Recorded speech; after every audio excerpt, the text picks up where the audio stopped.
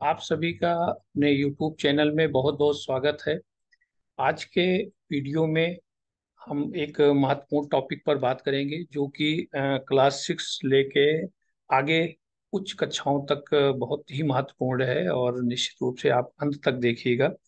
और इधर बीच लगातार शैक्षिक वीडियो आप तक पहुंचाने का मैं प्रयास कर रहा हूं जो है। और आपसे निवेदन है कि आपको वीडियो कैसे लग रहे हैं। इस शैक्षिक वीडियो को देखने के लिए आप लाइक करें, कमेंट्स करें और शेयर करें। और इस चैनल को हो सके तो आप लोग सब्सक्राइब करें। तो मैं इसी आग्रह के साथ अपने वीडियो पर आते हैं जो है। आज का हमारा जो वीडियो है वो पदार्थ। देखिए, उसके बारे में चर्चा करना है तो सबसे पहले हम लोग इस फिगर पर बात करते हैं। आपके सामने फिगर में दिख रहा होगा। आप जहां तक देख पा रहे होंगे, इस फिगर में आपको क्या क्या दिख रहा है। जाहिर सी बात है, आपको जवाब आ रहा होगा कि मकान दिख रहा है, गाड़ी दिख रही है, उधर पक्षी उड़ रही हैं, पेड़ पौधे दिख रहे हैं आपको, ईंट भी दिख रही है। तो ये बहुत सारी चीजें समान आपको दिख रहे होंगे। और यहाँ बात ये आती है कि इन सब का निर्माण कैसे हुआ है, और इसके बारे में हम लोग बात करेंगे। अगर हम घर की बात करें, हमारे घर का निर्माण अगर आप देखें तो ईंटों से होता है। और उस ईंट से फिर दीवार बनती है, दीवार से जो है कमरे बनते हैं, और कमरे से हमारा पूरा मकान बन जाता है। तो यहाँ बात आए कि ईंट का निर्माण कैसे होता है, इस पर अगर हम लोग बात करें तो देखते होंगे धूल के छोटे छोटे कण बिखरे पड़े रहते हैं, उसमें हम पानी डालकर उसको मिट्टी के रूप में बना लेते हैं, बाद में एक सांचे में ढालकर उसको पका लेते हैं और हमारी ईंट बन जाती है, जिसके द्वारा हम लोग मकान का निर्माण करते हैं। तो यहाँ विचारणीय प्रश्न ये है कि जो ये मकान बनता है, क्या ये स्थान घेर रहा है? शायद आपका जवाब हाँ में ही होगा, क्योंकि आप देख पा रहे होंगे जितनी भी वस्तुएं दिख रही हैं, ये अपना स्थान घेर रही हैं। और इनको बनाने में निश्चित रूप से कुछ न कुछ मात्रा लगी होगी, जिस चीज सामग्री से हम लोग बनाए होंगे जो है, तो उसे हम द्रव्यमान कहेंगे। तो आइए हम लोग सीधे अपने टॉपिक पे आते हैं। आज हम लोग पदार्थ की संरचना एवं उसके प्रकृति के बारे में पढ़ेंगे। सबसे पहले हम लोग पदार्थ की बात करते हैं।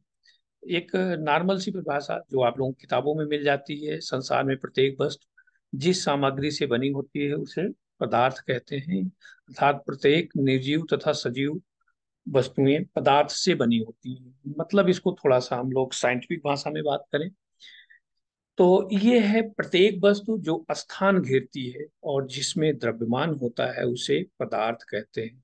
आप कल्पना कर सकते हैं कि हम आप भी जहाँ भी बैठते हैं स्थान घेरते हैं और हमारा अपना खुद का द्रव्यमान होता है।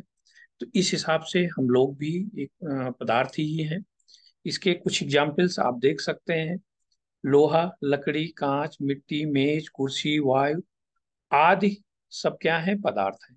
यानी आप यूं कह सकते हैं कि हम लोग, पदार्थ हुआ चीज है जिसका हम लोग ज्ञानेंद्रियों द्वारा अनुमान लगा सकें, यानी अपनी ज्ञानेंद्रियों से जिसका हम अनुभव कर सकें, वो सारी चीजें क्या हैं? पदार्थ हैं।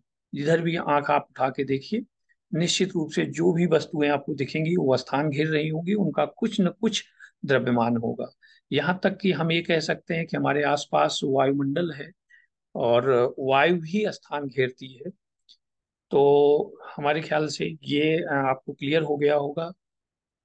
इसको इंग्लिश में भी चाहें तो नीचे आपको डिफिनीशंस दिख रही है। ऑल थिंग्स वेदर लिविंग और non living are made of matter.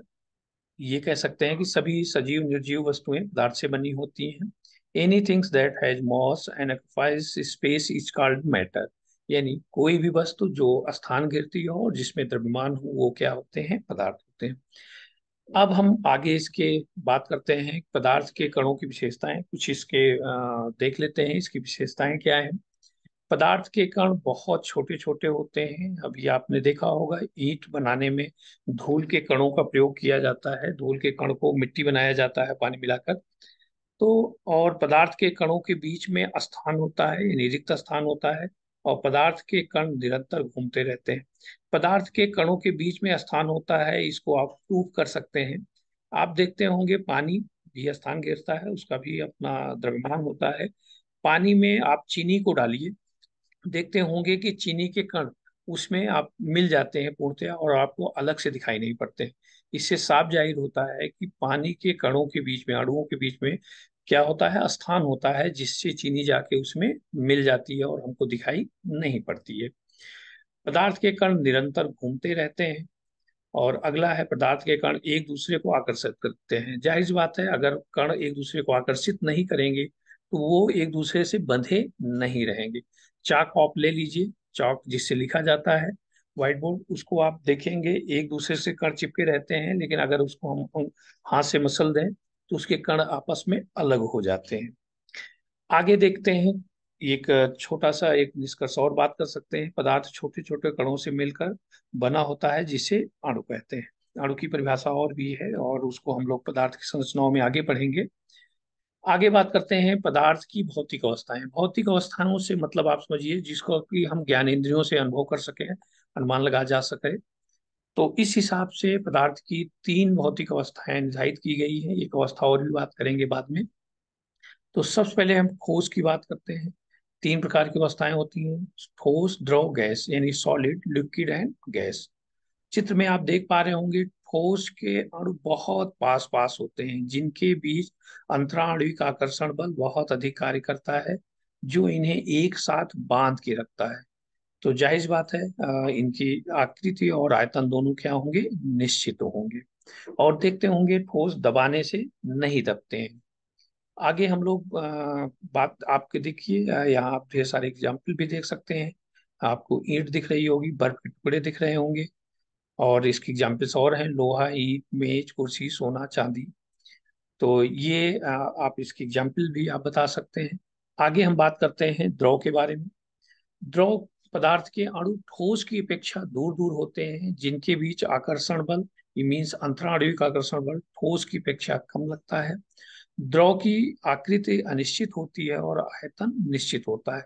मतलब आप समझिए, आप देख पा रहे होंगे, जैसे पानी आप लीजिए, गिलास में डालिए और गिलास का ही आकृति वो ले लेता है।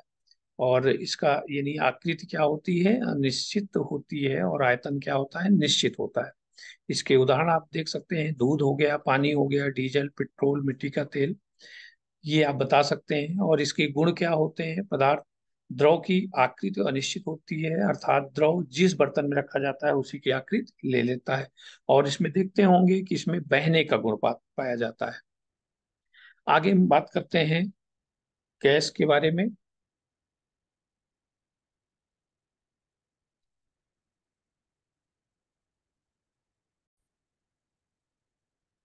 गैस पदार्थ के अणु ठोस तथा द्रव की अपेक्षा बहुत दूर दूर होते हैं, जिनके बीच आकर्षण बल यानी अंतराणविक आकर्षण बल लगभग नगण्य होता है, जिसके कारण गैस की आकृति तथा आयतन दोनों अनिश्चित होता है।